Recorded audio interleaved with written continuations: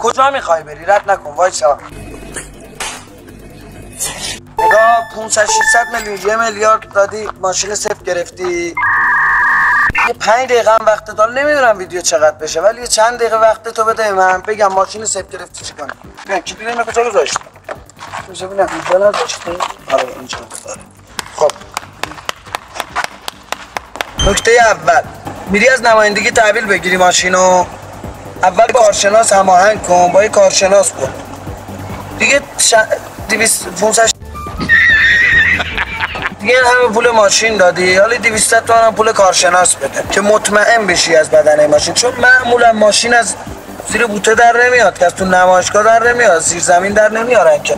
جدی؟ بالاخره این ماشینا رو هم با کفی با کشنده از کارخونه میارن نمایندگی دیگه. اونجا احتمال تصادف و احتمال خرابی هستش. کارشناس ببرید چون این ماشینم شماره شاسی، شماره بدن، شماره پلاکش خورده به نام شما، همونو تعویضش نمیکنه، همونو درست میکنن میدن بهتون. شما هم که نمیدونید میگی صفر دیگه. نکته دوم قبل از خرید هر ماشینی یه سوار شو، دوستی آشنایی رفیقی سوار شو برون ببین اصلا به سیست میخوره. شاید اصلا اندازه هیکلت، شاید اصلا رنگش خوشت نمیاد. چون بعضی که اصلا کل خودروهای تولید داخل رنگشون محدوده، هر رنگی نداره. مثلا پراید میخوای فقط سفیده، پژو میخوای نقره‌ای، سمن میخوای سفید. ببین اصلا رنگش، اسمش، سیسش، کولرش، فرمونش ببین اصلا خوشت میاد. چون بعد اینکه گرفتی خیلی افت قیمت داره بخوای عوض کنی. نکته بعدی تو 1000 تای اول تا 1000 کیلومتر اول کولر نگیر. روغن رو معمولا تو 3-4 هزار تا عوض میکنن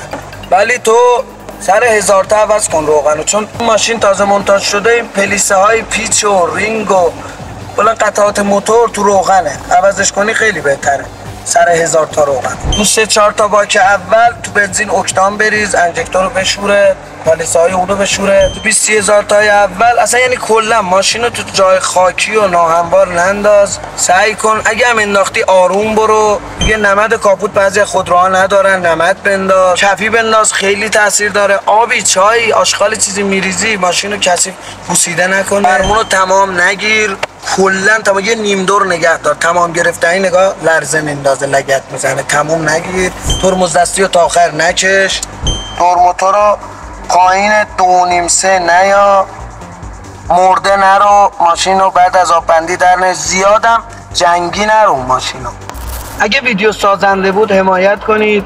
یه لایک دیگه. همستر رو الان جدید همستر هم در اومد. همستر رو یه انگوش میکنید. استغفرالله. لایک من هیچ هزینه ای نداره.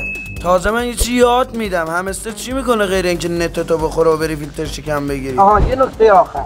درستنی گفتگویی رو بگیریم که بوده یدک هم بگیریم. همین تا ویدیوهای بعدی